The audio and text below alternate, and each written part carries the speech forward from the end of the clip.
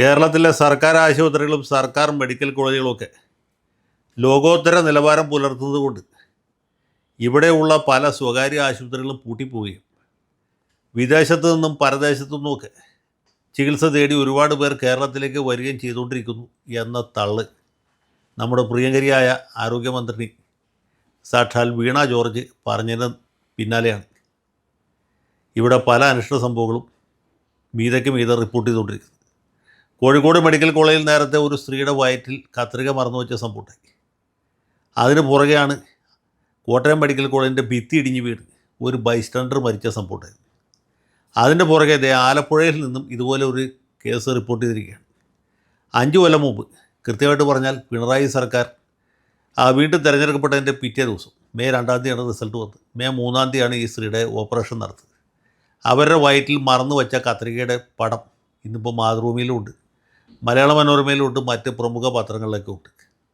ഇത് കത്രികയല്ല, അതിൽ കുറഞ്ഞ മറ്റൊരു ഉപകരണമാണ്. ഈ ഫോട്ടോയിൽ കാണുന്ന മാഗ്നിഫൈ ചെയ്ത, അതായത് വലുതാക്കിയെടുത്ത ഒരു എക്സ്റേയുടെ ചിത്രമാണ്. ഇത്ര വലിയൊരു കത്രികയല്ല മറന്നു വെച്ചത്, ഇതിനേക്കാൾ ചെറിയ ഒരു സംഭവമാണ് എന്നാണ് ബഹുമാനപ്പെട്ട ആലപ്പുഴ മെഡിക്കൽ കോളേജിലെ ഗൈനക്കോളജി വിഭാഗം മേധാവിയായിരുന്ന ഡോക്ടർ ലളിതാംബിക സാക്ഷ്യപ്പെടുത്തുന്നത്. അവരല്ല ഈ സർജറി നടത്തിയത്. അവരൊരു രോഗിയെ വീട്ടിൽ കാണാറില്ല, ആരുടെ കയ്യിൽ നിന്നും കൈക്കൂലി വാങ്ങിക്കാറുമില്ല. കൈക്കൂലിയായിട്ടോ കോഴയായിട്ടോ പാരിതോഷികമായിട്ടോ ഒന്നും തന്നെ ഇതുവരെ വാങ്ങിച്ചിട്ടില്ല, വാങ്ങിച്ച ചരിത്രം കേട്ടിട്ടില്ല. അങ്ങനെ ആരെങ്കിലും വാങ്ങിച്ചിട്ടുണ്ടെന്ന് പറഞ്ഞാൽ അത് പച്ചക്കള്ളമാണ് എന്നും പറയുന്നുണ്ട്. ഇതൊക്കെ സത്യഭാവനെ തരവുള്ളൂ. യാതൊരു അഴിമതിയില്ലാത്ത എല്ലാ കാര്യങ്ങളും സുതാര്യമായി നടക്കുന്ന ഏതെങ്കിലും ഒരു സ്ഥലം ഈ ലോകത്തുണ്ടെങ്കിൽ അത് വണ്ടാനത്ത് പ്രവർത്തിക്കുന്ന മഹത്തായ ആലപ്പുഴ മെഡിക്കൽ കോളേജാണ്. അത് അറിയാത്തവരാരും തന്നെ ഈ നാട്ടിലുണ്ടാവും എന്ന് ഞാൻ വിചാരിക്കുന്നില്ല. നാളെ മരിക്കും എന്നുറപ്പുള്ള രോഗികളുടെ അടുത്ത് നിന്ന് ഇന്ന് കൈക്കൂലി വാങ്ങിക്കുന്ന ആളുകളും അവിടെ ഉണ്ട് എന്നാണ് നമ്മൾ ഇതുവരെ കേട്ടിട്ടുള്ളത്. അപ്പോൾ അത് ശരിയല്ല, അങ്ങനൊരു സംഭവമേ ഇല്ല. അവിടെ എല്ലാ കാര്യങ്ങളും സുതാര്യമായിട്ടാണ്, സത്യസന്ധമായിട്ടാണ്, കാര്യക്ഷമമായിട്ടാണ്, ഗംഭീരമായിട്ടാണ് നടക്കുന്നത്. അതുകൊണ്ടാണല്ലോ അമേരിക്കയിൽ നിന്ന് യൂറോപ്പിൽ നിന്നൊക്കെ രോഗികൾ ആലപ്പുഴയ്ക്കും കോട്ടയത്തേക്കും വന്നുകൊണ്ടിരിക്കുന്നത്. തിരുവനന്തപുരത്തെ കാര്യം പറയാനുമില്ല. കോഴിക്കോട്ടെ കാര്യങ്ങൾ വിശ്വോത്തരമാണ്, ലോകോത്തരമാണ്. അതിലാർക്കും ഒരു പരിഭവമില്ല, പരാതിയില്ല. അപ്പോൾ എന്തുകൊണ്ടാണ് ഈ ഉപകരണം വയറ്റിൽ മറന്നു വെച്ചത് എന്ന് ചോദിച്ചാൽ ഓർമ്മക്കുറവുകൊണ്ട് പറ്റിയതാണ്. വേറെ വിധത്തിൽ പറഞ്ഞ സിസ്റ്റത്തിൻ്റെ തകരാറാണ്. ഈ കഴിഞ്ഞ ദിവസമാണ് മറ്റൊരു സർക്കാർ ആശുപത്രിയിൽ നവജാത ശിശു മരിച്ചതുമായി ബന്ധപ്പെട്ട് ഒരു ഡോക്ടറെ സസ്പെൻഡ് ചെയ്ത്.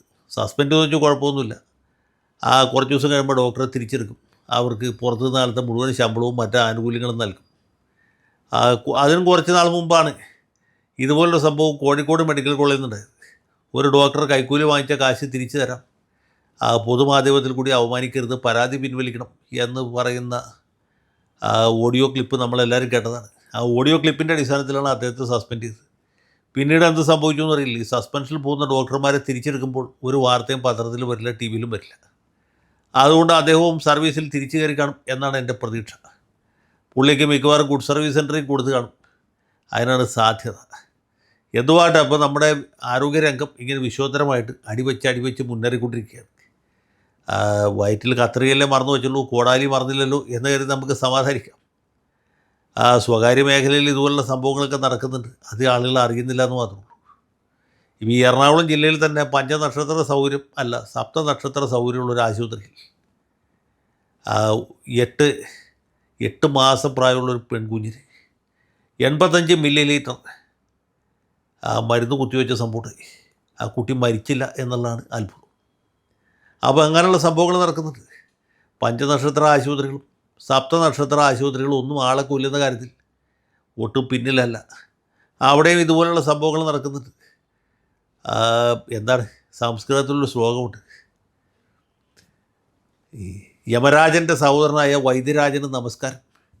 യമൻ മനുഷ്യൻ്റെ പ്രാണനെ അപഹരിക്കുന്നു, വൈദ്യൻ പണത്തെയും പ്രാണനെയും അപഹരിക്കുന്നു എന്ന അർത്ഥത്തിൽ.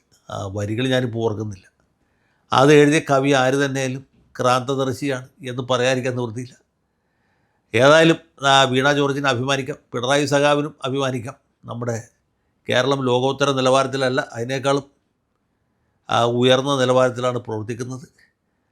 യൂറോപ്പിൽ നിന്നും അമേരിക്കയിൽ നിന്നും മാത്രമല്ല, ഓസ്ട്രേലിയയിൽ നിന്നും ന്യൂസിലൻഡിൽ നിന്നും മലേഷ്യയിൽ നിന്നും ഇന്തോനേഷ്യയിൽ നിന്നുമൊക്കെ ഉള്ള രോഗികൾ വണ്ടാനം മെഡിക്കൽ കോളേജിലേക്കും കോട്ടയം മെഡിക്കൽ കോളേജിലേക്കും മറ്റ് താലൂക്ക് ആശുപത്രികളിലേക്കും PHCകളിലേക്കൊക്കെ പ്രവഹിക്കുന്ന കാലം ഒട്ടും വിദൂരത്തല്ല.